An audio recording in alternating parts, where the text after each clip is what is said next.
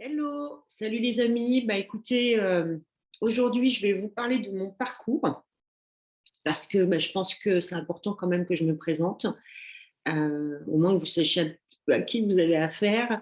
Donc voilà, Séverine, comme vous le savez. Alors mon parcours, pour faire simple, parce que j'ai pas envie de faire une vidéo de 3 heures, je vais essayer de le segmenter, on va dire, en grandes périodes de ma vie. La première période, c'est l'enfance, bien sûr. J'ai eu une enfance, on va dire, pas, pas transcendante, mais j'ai eu une enfance assez sympathique avec un papa, une maman, un frère, une sœur. J'étais la dernière de cette famille. Et au-delà même de, voilà, très connectée à la nature. Ma grand-mère habitait à la campagne, on y allait toutes les vacances, etc. Donc j'étais très connectée déjà à la nature. J'étais un enfant un peu sauvage, très garçon manqué, on va dire. Voilà. Donc mes guides m'ont dit il n'y a pas longtemps, oui, mais du coup, tu es très androgyne. Donc oui, oui, bah oui. Donc on voit bien la petite fille très androgyne qui sautait partout, qui prenait beaucoup de risques. Et puis, il y avait ce sentiment quand même de me sentir très seule déjà, et cette incompréhension un peu du monde dans lequel on vivait. J'avais plutôt tendance à reprendre les adultes, à les mettre face à ce qu'ils disaient, à leur incompréhension, à leur quiproquo. Souvent, on me disait, mais tais-toi. Euh, voilà, donc on m'a un petit peu, voilà, surtout à l'école, j'ai souvenir où voilà, j'étais plutôt du genre à dire ce que j'avais à dire, et bon, voilà, vous savez bien, c'est encore le cas aujourd'hui. On préfère des enfants qui ne bougent pas de leur chaise et qui se taisent et écoutent. Donc, je pense que c'était très difficile pour moi. Enfin, voilà. Donc, plein de petits souvenirs, mais voilà, une enfance pas non plus, en tout cas jusqu'à 7-8 ans. Et puis, à 7-8 ans, j'ai pris conscience que mon papa avait des gros problèmes de santé mentale. Donc, il était dépressif, et ce qui a été assez douloureux, parce que moi, j'étais extrêmement proche de lui. J'ai eu la chance, il n'y a pas longtemps, grâce à une médium, de pouvoir me reconnecter à lui, parce qu'il est décédé quand j'avais 25 ans. Et ça fait beaucoup de bien d'ailleurs de pouvoir échanger quelques mots, hein, parce qu'il était très très loin dans la lumière, et d'échanger quelques mots avec lui, et de pouvoir surtout se dire qu'on s'aimait, et qu'on se pardonnait, et que je lui pardonnais surtout, parce que c'est ce qu'il attendait de moi. Mais en tout cas, voilà, de ma petite enfance, mon papa, effectivement, petit à petit, a sombré dans cette dépression, et il n'était plus le papa que j'avais connu, et il était très peu présent, on va dire, avec nous, même s'il était présent physiquement, et avec des crises régulières, etc. Donc ça, c'était très difficile pour moi. Euh, voilà, donc ça m'a beaucoup, beaucoup chagrinée. Je pense que ça a engendré d'autant plus ce sentiment d'abandon, de rejet, qui était assez forte chez moi, donc sur lequel j'ai énormément travaillé depuis 3 ans, pour pouvoir guérir de ces blessures, et me réaffirmer, reprendre confiance en moi, etc. etc. Donc, ça, c'est pour l'enfance, on va dire. L'adolescence, voilà, une adolescence où j'étais très très maigre, j'étais rousse, enfin, vous voyez, donc maigre, rousse, beaucoup de tempérament quand même, mais donc voilà, pas très bien dans ma peau, on va dire, jusqu'à 15 ans. Et puis là, voilà, en quelques mois, je suis passée d'un tout petit gabarit à 1,70 m, et j'ai pris des formes, etc. C'était assez rapide, assez fulgurant. Et voilà, donc je me souviens en tout cas de cette période-là. Et puis là, voilà, j'ai eu un accident en 2 roues. Et là, ça a été un traumatisme qui a été assez violent pour moi, puisque c'est le visage surtout qui a pris. J'ai eu 8 dents cassées, la mâchoire cassée, traumatisme crânien.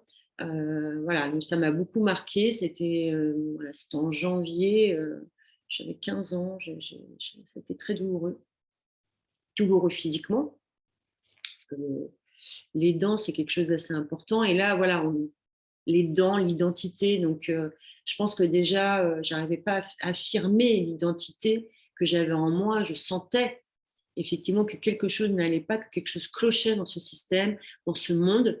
Mais à l'époque, voilà, c'était des ressentis et avec cet accident, je pense que voilà, j'ai pas forcément, j'ai pu développer des colères petit à petit, plutôt que de faire le choix effectivement que j'ai dû faire il y a 3 ans, le choix d'aller vers moi et non pas et vers la vie.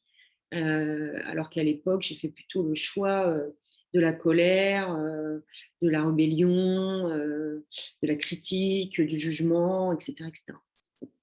Donc, ça, c'est pour l'adolescence, pas mal d'amis. Enfin, bon, voilà, après, je fais des études. Bon, voilà, c'était pas folichon. Je fais un bac, à l'époque, qui s'appelait B, donc économie sociale. Voilà, j'étais plutôt.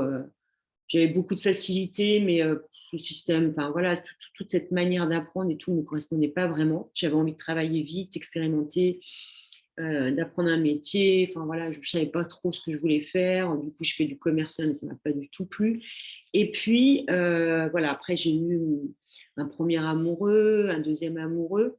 Euh, je suis arrivée, donc j'ai quitté ma ville natale pour arriver sur la ville de Nantes où je vais rester pendant 25 ans. Donc j'ai quitté depuis quelques mois seulement. Et puis là, petit à petit, je vous passe les épisodes. Voilà, je galérais, je trouvais pas ma voie, et j'ai entrepris une formation puisque mon frère avait entrepris cette formation quelques mois avant. Et l'informatique était en plein boom. On attendait effectivement le bug de l'an 2000, hein, qui n'est jamais arrivé. Comme quoi on peut nous mettre des croyances dans nos petits cerveaux qui sont extrêmement puissants. On y reviendra. Et donc, du coup, voilà, j'ai entrepris cette formation, dont je suis sortie majeure, ma promo, parce que bah, voilà, j'ai une facilité. Les bases de données m'ont beaucoup parlé. Ce n'était pas forcément de coder qui m'intéressait, bien que voilà, il y avait une forme de créativité. Mais je n'étais pas dans cette course-là, mais une notion vraiment de projet. Je me suis dit, bon, voilà, là, il y a un champ des possibles. Voilà, ça a tilté, ma capacité analytique, créative, ça a un peu mélangé. J'ai découvert à ce moment-là, effectivement, j'étais quand même assez créatif, puisque bah, voilà, je n'étais pas douée en dessin, ma soeur l'était beaucoup. Donc, voilà, on m'avait en tous les cas, on n'avait pas sollicité pendant mon enfance et mon adolescence ma créativité. Et je pense que ça, c'était quelque chose qui était difficile pour moi. Donc là, avec cette formation, effectivement, j'ai découvert, j'ai vu tout le champ des possibles, et ça, c'était hyper intéressant. Ce qui m'a amené très rapidement, après une ou deux expériences qui n'ont pas forcément marqué, mis à part effectivement le métier vers lequel m'a amené effectivement ma première expérience dans le référencement naturel, ce qu'on appelle le SEO. On s'en fout un peu, mais voilà, pour vous situer. Et donc là, on est dans les années 2000 et début des années 2000. Donc voilà, je décide à un moment de quitter cette entreprise parce que voilà, le management ne me correspond pas du tout. De toute façon, clairement, 1 an dans une entreprise, c'était déjà beaucoup pour moi. Je m'ennuyais assez facilement, j'avais besoin de responsabilité. En même temps, j'étais encore dans cette colère, cette injustice, on ne me faisait pas confiance suffisamment. Enfin voilà, bref, tout ça m'a amené à dire bon, stop, on arrête et on va créer. Et donc, du coup, je me suis dit, je me mets en freelance, référenceuse, c'était hyper demandé à ce moment-là. Je me mets en freelance et je vais créer ma petite entreprise. Ce que j'ai fait hyper rapidement et en 2003. Et puis, voilà, j'avais un ami avec qui je suis toujours très proche, avec qui on est associés encore aujourd'hui, Arnaud, avec qui on avait travaillé précédemment. Et lui, pareil, il était parti de cette entreprise en disant je ne veux plus jamais travailler dans le numérique. Enfin, bon, quand je vois la carrière qu'il a faite dans le numérique depuis, ça me fait vastement sourire. Voilà, je lui fais un grand coucou en tout cas. Et puis, ben voilà. Et du coup, on s'est associé très rapidement et on a créé en 2004 une start-up sur Nantes de création, enfin de développement effectivement, de web marketing, SEO, etc., etc. Donc cette entreprise, elle existe toujours. Elle est sur Nantes. C'est une cinquantaine de personnes aujourd'hui. C'est une très belle réussite. Donc je suis très très fière. Mais que j'ai quitté, ben voilà, je vous raconterai dans mon parcours, mais voilà, j'ai vraiment œuvré, on va dire, pendant une quinzaine d'années. Et la vie m'a rattrapée pour aller dans d'autres directions par la suite. Donc, voilà, là, on est en 2004. Je commence, souvent, quand je commence des nouveaux projets, une nouvelle carrière professionnelle, comme par hasard, je rencontre quelqu'un dans ma vie. Et quand j'ai travaillé sur mon parcours, sur la numérologie, etc., j'ai été assez surprise de tout ça. Mais on y reviendra parce que ça, c'est intéressant. C'est un exercice que je conseille de faire à tout le monde. C'est de lier un petit peu la numérologie avec son parcours, les rencontres, qu'est-ce qui se passe à ce moment-là, etc., etc. Très intéressant. Je suis d'ailleurs une nana qui s'appelle Lise Avenir sur YouTube, que je trouve extrêmement puissante au niveau de la numérologie, du coaching, de l'accompagnement. J'aime beaucoup, beaucoup, beaucoup cette femme. J'espère un jour pouvoir l'inviter sur cette chaîne. Et donc, je ferme la parenthèse. Et donc, voilà, création de cette société, nouvelle rencontre. Là, c'est une histoire très, très compliquée qui va me mettre face à mes démons, on va dire. Qui va durer 5 ans, qui va être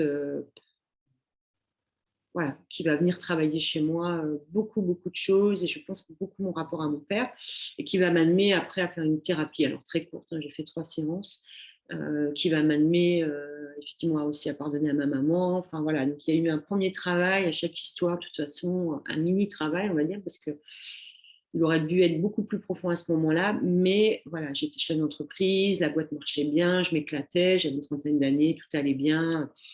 Voilà, j'avais malgré tout beaucoup de colère en moi, et c'est là que j'ai découvert surtout, à 35 ans, au moment de à la fin de cette histoire avec ce jeune homme, que j'avais de l'endométriose. Et donc là, ça va être assez douloureux. Je vais me faire opérer 3 fois. Ouais, c'est une sale période de ma vie qui ne m'a pas permis, en plus, parce que j'avais effectivement pas été renseignée sur cette maladie plus jeune, et du coup, voilà, ça s'était vraiment aggravé avec le temps. Donc, du coup, voilà, l'opération a amené, les diverses opérations a amené à complètement réduire ma réserve ovocytaire, ce qui ne m'a pas permis d'avoir un enfant. Aujourd'hui, tout ça est digéré. J'ai compris aussi les raisons. Mais effectivement, quand on le vit, c'est un peu compliqué. Donc, beaucoup, beaucoup de tristesse à ce moment-là, beaucoup de rêves difficiles de mon mental, de vie antérieure sûrement. Enfin, voilà, c'était une période assez trash. Et professionnellement, l'entreprise se développait, tout se passait bien. Et moi, il y avait une espèce de lassitude aussi, parce que je suis quelqu'un, je dirais, voilà, j'ai besoin toujours de tout remettre en question. Il faut toujours du nouveau, de la nouveauté, de l'innovation. Donc, c'est assez épuisant pour les gens qui travaillent avec moi, euh, parce que je suis une picoreuse de connaissances.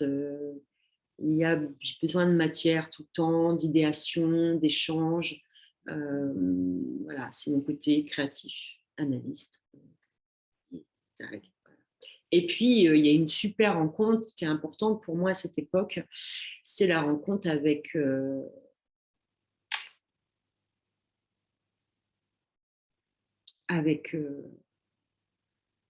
un coach. C'est mon premier coaching, quelqu'un d'extraordinaire qui est décédé depuis d'un double cancer, malheureusement, et qui m'a extrêmement aidé, déjà à enlever énormément de colère en moi, et qui m'a mis sur la voie effectivement du haut potentiel, que je ne connaissais pas du tout. Donc là, il m'a dit, lis tel et tel bouquin, etc., etc., pour m'amener à prendre conscience effectivement que j'avais en moi des capacités, voilà, on va dire au potentiel, peu importe.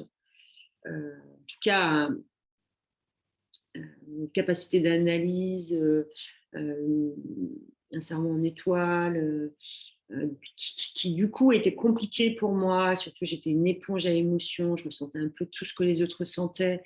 Je ne savais pas, je ne connaissais pas, je ne mettais pas des mots, ça me faisait beaucoup souffrir. Ça mettait beaucoup en colère aussi, parce qu'il y avait toujours, toujours, toujours cette espèce d'incompréhension dans ma relation aux autres. J'en finissais pas, c'était toujours conflictuel. Alors, il y avait aussi des dépendances, bien sûr, beaucoup de, voilà, quand 30 ans chef d'entreprise, beaucoup d'invitations, etc. Donc, pas mal d'alcool. Donc, tout ça n'a pas aidé, je dirais. Mais j'en avais besoin parce que j'avais un mental qui était beaucoup trop fort et du coup, il y avait beaucoup de choses qui, voilà, dès que je ne comprenais pas, dès que j'entendais quelque chose, un mot pouvait résonner pendant 3 jours et à un moment, bon, voilà, il fallait que ça sorte. Donc, c'était assez fatigant, mais voilà, ça m'a permis de grandir, d'évoluer. Et puis aujourd'hui, voilà, je suis plus du tout dans cette démarche-là, mais en tout cas, voilà, c'était une période assez compliquée. Parce que ces 48 premières années de ma vie ont été assez compliquées au bilan, mais elles m'ont permis d'être celle que je suis aujourd'hui. Donc, il n'y a pas de problème avec ça, je suis complètement OK. Donc voilà, séparation avec cette personne, endométriose, opération. Bon, voilà, ça va durer jusqu'en 2012. Donc, 2012, c'est une nouvelle année, un nouveau cycle qui commence pour moi.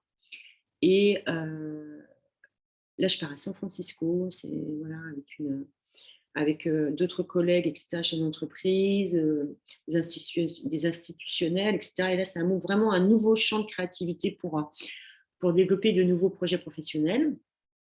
Et ce qui va m'amener à créer une nouvelle start-up. Là, du coup, dans la création d'un logiciel, enfin, d'une plateforme, ce qu'on appelle LMS. Donc, c'est une plateforme de formation de nouvelle génération avec tout un diagnostic, etc. Et là, du coup, l'idée, c'est vraiment de développer la culture numérique dans les entreprises auprès des collaborateurs qui sont, eux, en plein, accablés, assujettis, on leur envoie des tonnes de mails, etc. etc. Et voilà, voilà, il y a plein de nouveaux concepts qui arrivent, on est dans l'ère des startups, etc. etc. Et bon, pour les gens, c'est très compliqué. Donc, je me dis, voilà, on va un peu diagnostiquer, détecter un petit peu les gens, les référents numériques, ceux qui vont pouvoir aider les autres, etc. Donc, je suis déjà dans cette démarche de collectif. Voilà, ça se développe plutôt pas mal. Alors, on est plutôt grand compte, etc. C'est une clientèle qui est un peu compliquée pour moi. Euh, et là, je rencontre voilà, je me mets en couple avec une personne que je connaissais déjà depuis quelques temps, avec qui on était très proches, qui était un ami, voilà, avec qui on s'entendait. Disons on était plutôt dans une relation, on va dire, de cet effet miroir, co-créatif, entrepreneurial, de s'apprendre mutuellement des choses, etc. etc. Et puis lui, voilà, il avait 2 enfants, il s'est séparé, et voilà, il y a eu un coup de cœur qui s'est on va passer sur ces trucs-là. Mais bon, voilà, on est resté quand même 5 ensemble. Donc, c'était une histoire importante voilà, avec ses enfants également. Donc, il y avait la création effectivement de cette nouvelle activité, ce nouveau couple. Donc voilà, encore une fois, on retrouve les mêmes ingrédients. Donc, comme quoi la vie est répétitive, hein, quand on n'a toujours pas compris. Et puis voilà, donc ça s'est fait comme ça. Et puis cette activité, de fil en aiguille, voilà, c'était trop dur à porter pour moi. J'étais à la fin d'un cycle, j'en pouvais plus, j'avais plus envie de ça. J'avais envie d'autre chose. Enfin voilà, tout c'est un peu la vie nous a fait que voilà, il y a 3 ans, cette entreprise a rencontré des difficultés parce que je ne m'étais pas associée avec les bonnes personnes. J'étais plus dedans. J'avais une super équipe que j'embrasse énormément parce ils ont été géniaux et on a fait un super travail ensemble. On est arrivé à un résultat plus que satisfaisant. Voilà, c'est une activité qui avait toute sa valeur et toute sa grandeur, excusez-moi.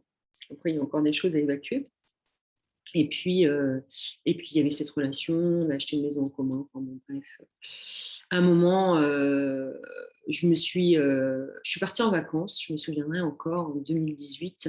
L'été 2018, je suis partie en vacances, je devais régler des tonnes de trucs en plus juridiques, etc. Et pour la première fois de ma vie, enfin de mon souvenir, je suis rentrée de vacances, je n'avais pas réussi du tout à décompresser, j'étais épuisée. Donc là, pour moi, c'est un élément important parce que je suis plutôt quelqu'un en tout cas, même si je vivais des émotions fortes ou des expériences de vie compliquées, mon sommeil était toujours récupérateur et ça me permettait de retrouver l'énergie nécessaire pour avancer. Là, j'arrivais plus.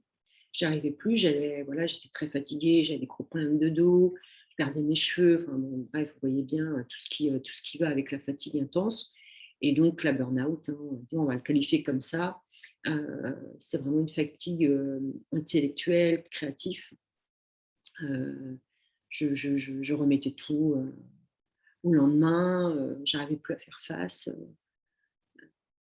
Du coup, je passais mon temps en télétravail. Voilà, j'arrivais à guider mes équipes à distance, mais franchement, j'étais plus dedans. Donc, commercialement, c'est pas évident. Je me suis séparée de cet associé qui m'a réclamé des sommes énormes par la suite. Enfin, voilà, tout s'est enchaîné pour arriver en septembre 2019 à déposer le bilan de cette société qui a été reprise par la suite aux enchères. Mais bon, voilà, peu importe. Moi, j'étais à la fois déçue parce que c'est toujours un bébé qu'on laisse derrière nous, mais j'étais soulagée. Je crois que le mot était vraiment soulagée de pouvoir passer à autre chose. Et puis, forcément, mon couple, c'était de plus en plus compliqué en même temps, même si ça a toujours été un peu compliqué avec cette personne. J'étais vraiment arrivée au bout de quelque chose. Je suis partie en vacances toute seule, j'ai fait le point. Et là, voilà, j'ai commencé le manuel de Lilou Massé. Je ne sais pas si vous connaissez, Mission de vie, c'était d'un défi en 100 jours, qui m'a réouvert à ma spiritualité. Ça a été assez rapide, avec beaucoup de contenu. Voilà, je me suis remis. Voilà, je me suis vraiment centrée sur moi. Je me suis recentrée sur moi, ce qui m'a amenée en novembre à me séparer de cette personne, voilà, avec qui j'étais depuis 5 ans. Ça a été extrêmement violent, d'ailleurs, cette séparation. On avait voilà, des liens en commun, il y avait ses enfants, enfin, voilà, c'était douloureux. Et moi, j'étais, voilà, ça a été, à un moment, c'était un soir, j'ai dit, c'est terminé, je ne peux plus, je ne peux plus, je peux plus être dans ces conflits. Voilà, je m'étais reconnectée à moi-même et là, du coup, j'écoutais ma guidance déjà de mon âme. J'ai dit, c'est plus possible, enfin, il faut que je passe à autre chose, quoi. Il faut que je m'occupe de moi. Et pour m'occuper de moi, il fallait que je me retrouve seule et me reconnecte à moi-même, etc. Je ne pouvais pas être dans un environnement qui ne me correspondait plus, où les énergies ne me correspondaient plus du tout. Donc, ça a été effectivement assez compliqué, assez violent, voilà, assez soudain, même si on avait essayé de recoller les morceaux plusieurs fois, enfin, on est arrivé au bout de quelque chose. Et puis, ben voilà, j'ai continué ce défi qui m'a amené effectivement à entreprendre en mars 2020 une formation de coach de vie. Et puis, on est rentré dans le confinement. Confiné avec mon ex, c'était pas possible puisqu'on avait une maison en commun, donc on n'avait pas eu le temps d'aller au bout finalement de la séparation de ce bien, puisque lui avait décidé de me racheter. Donc, il était en attente d'un prêt, on voyait bien les trucs de la vie. Et, et donc, un dimanche, voilà, je m'en souviens, le 29 mars, c'est l'anniversaire de ma sœur, on avait fait un anniversaire surprise à ma soeur par visioconférence avec toute la famille. Et là, tout le monde m'a dit, non, reste pas là, quoi, reste pas là. Enfin, t'es épuisé. Enfin, il faut que tu changes d'environnement, va dans un environnement bienveillant. Ma soeur, tu viens à la maison tant que tu veux. Donc, j'ai fait mes clics et mes claques. En 2 heures, c'était réglé, tout était dans le coffre. Et je ne suis jamais revenue habiter dans cette maison. Donc, je suis partie habiter 6 mois chez ma soeur. Ça me fait un bien fou de me reconnecter à ma famille. Avec ma soeur, du coup, elle était en tant que commerçante, elle avait dû fermer son commerce. Donc, on s'est tous retrouvés comme ça dans un environnement bienveillant, sympathique, d'échange. Et ma soeur, voilà, a entamé en même temps que moi, parce que ma soeur a le même chemin de vie.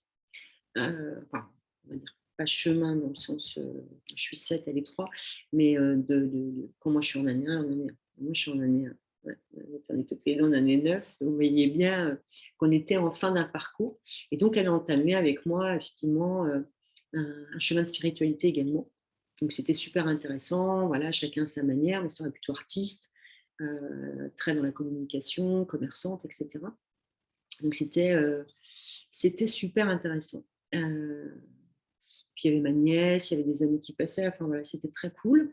Donc, l'été est arrivé, on est parti en vacances. Donc, bon, voilà. Et moi, j'étais en désespoir. Enfin, ma formation se développait. J'ai commencé vraiment mes pratiques dès le mois de juin avec des gens formidables que j'ai pu coacher. Donc, ça a été vraiment, je me sentais dans le flow. J'ai vraiment adoré. Voilà, j'ai pris conscience en tout cas que j'étais faite vraiment pour coach de vie, peu importe le terme, en tout cas pour accompagner les gens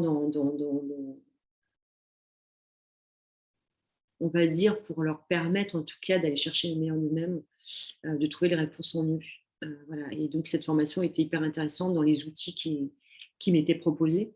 et qui, moi, je sortais de 20 ans de conseil, donc le coaching n'a rien à voir avec le conseil, c'est tout le contraire. Donc, j'avais besoin de pouvoir pratiquer, de faire cette formation. En plus, c'était une formation plutôt intéressante parce qu'elle me donne un niveau bac plus 5. Alors après, aujourd'hui, je vous avoue que c'est le cadet de mes soucis, mais voilà, comme je ne savais pas encore à cette époque si j'allais retourner vers le monde de l'entreprise, et voilà, dans le monde de l'entreprise, on est bien dans la 3D, on est bien dans la matrice.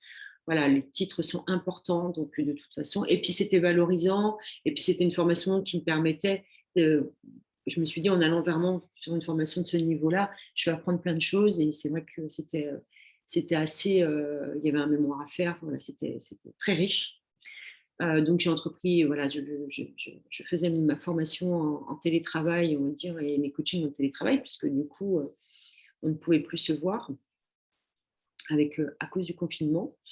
Et j'étais en parallèle en train de vivre ma séparation à distance dans un conflit que je ne comprenais même pas moi-même, parce que cette personne souhaitait que je quitte la maison à telle date.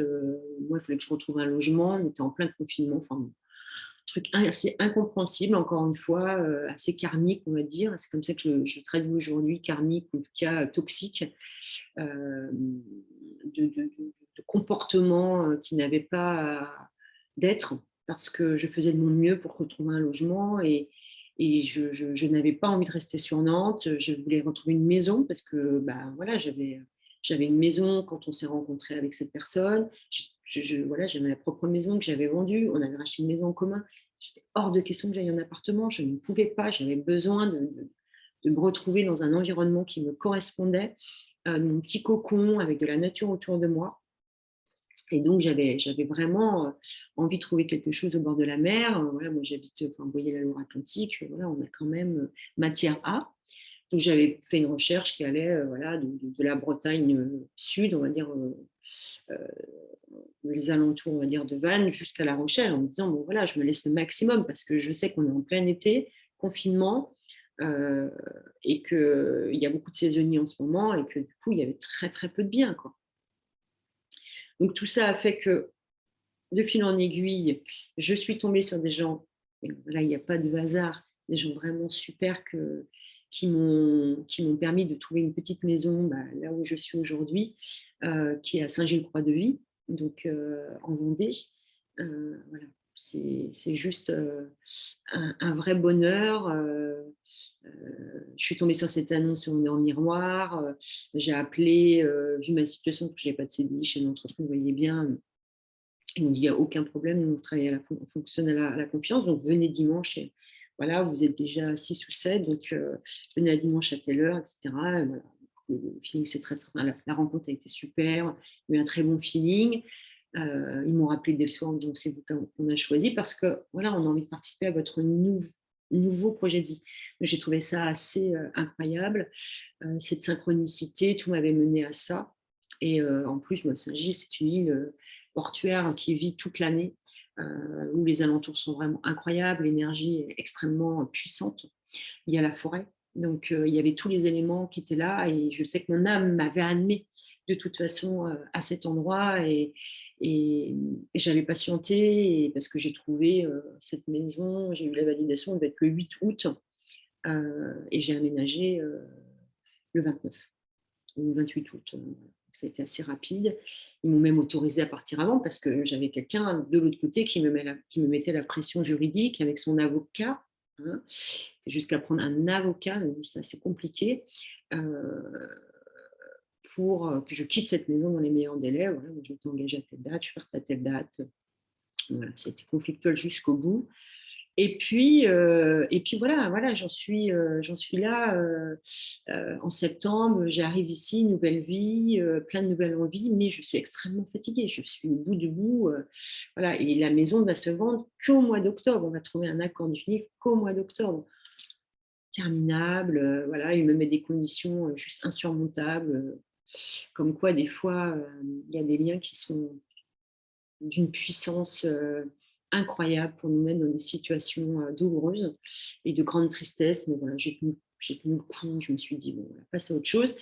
Parce que j'avais effectivement fin septembre, j'ai fait la rencontre avec Laurence qui habite sur Saint-Gilles et qui fait des guidances de vie. Voilà, quelqu'un de très puissant, une chamane. Donc, je suis allée la voir. C'était une des premières choses que j'ai fait quand je suis arrivée ici. Et c'était un moment extraordinaire, une heure magique, on va dire, à passer avec elle, et qui m'a permis de comprendre énormément de choses, voilà, qui m'a libérée de beaucoup de choses également, qui m'a permis effectivement de mettre des mots sur ce que je ressentais, qui a permis de me refaire confiance aussi, enfin de faire confiance à ma guidance. Et puis voilà, ma formation, j'étais en plein mémoire, enfin, voilà, j'ai eu mon diplôme au mois de novembre, donc j'étais extrêmement contente. Donc aujourd'hui, je suis coach certifié niveau 5, niveau 7 plutôt, RNCP. Donc c'est un titre comme un autre, mais en tout cas, il me permet aujourd'hui voilà, d'avoir des outils, une méthodologie de travail voilà, qui vient se compléter bien sûr avec mon intuition, ma guidance, mon expérience, parce que ça c'est important aussi. Et puis de pouvoir maintenant proposer mes services. Donc, ce qu'il m'avait dit, c'est que d'abord, tu te reposes, ton âme est extrêmement fatiguée, elle a envie vraiment que tu reprennes le poil de la bête, mon corps était épuisé. Donc voilà, j'ai passé de novembre jusqu'à à peu près depuis fin mars, on va dire. Je me suis beaucoup reposée, je me suis beaucoup documentée, j'ai développé mes connaissances en supramental, beaucoup de synchronicité, beaucoup de promenades, beaucoup de reconnexion à la nature avec ma petite chaîne. De nouvelles rencontres, super, voilà. J'attends plus que l'amour, mais bon, elle devrait plus tarder maintenant. Et puis, voilà, on va dire où j'en suis aujourd'hui. Donc, mon parcours, c'est certes douloureux, plus douloureux qu'enchanteresse, mais en tout cas, c'était un parcours qui m'a permis d'être celle que je suis aujourd'hui. J'en suis extrêmement fière. C'est un parcours qui, avec le recul aujourd'hui, donne énormément de sens à qui je suis et ce que j'ai envie de faire demain. Voilà, je suis dans le moment présent, je me laisse guider autant que je peux. Je suis en train d'essayer vraiment de discipliner chaque jour mon ego.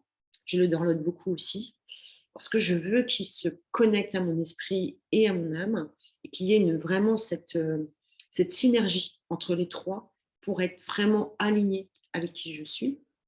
C'est mon plus grand, voilà, je vais dire, mon espérance et mon souhait du moment. Voilà, c'est d'être dans cette démarche-là.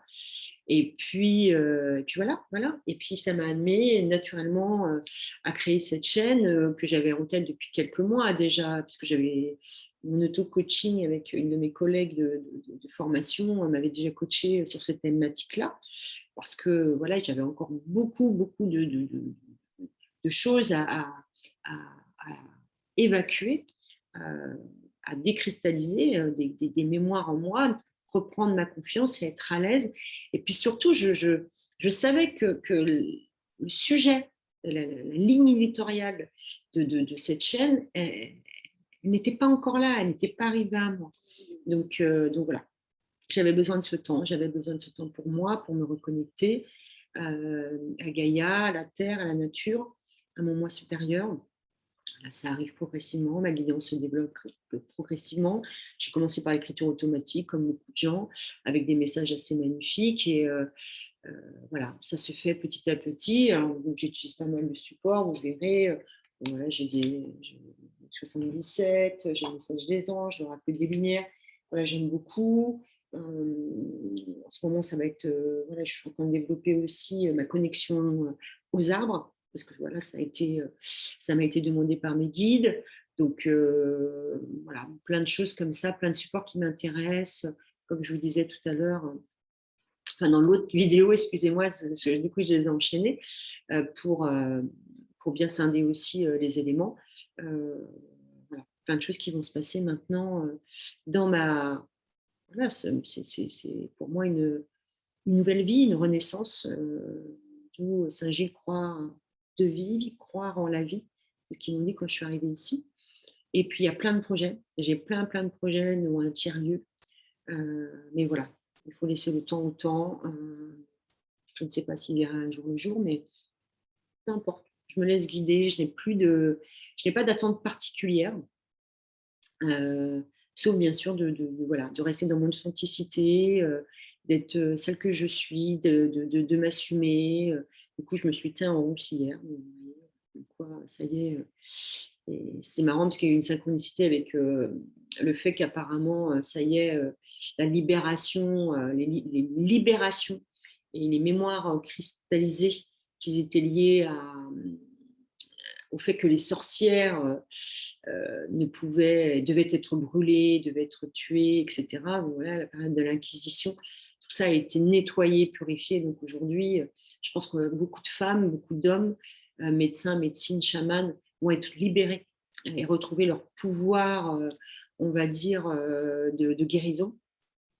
Et donc, bah voilà, ça s'est un peu imposé à moi lundi dernier. Voilà, je finirai là-dessus parce que je trouve que c'est assez incroyable. L'année dernière, tu vois, à un moment, va t'acheter une couleur rousse, quoi. Ça va pas. Qu'est-ce qui se passe? Mais voilà, je suis allée, j'ai acheté le produit. Alors, le roux, il n'y avait pas il y avait pas plus roux, pétant, cuivré intense, voilà, dans le magasin.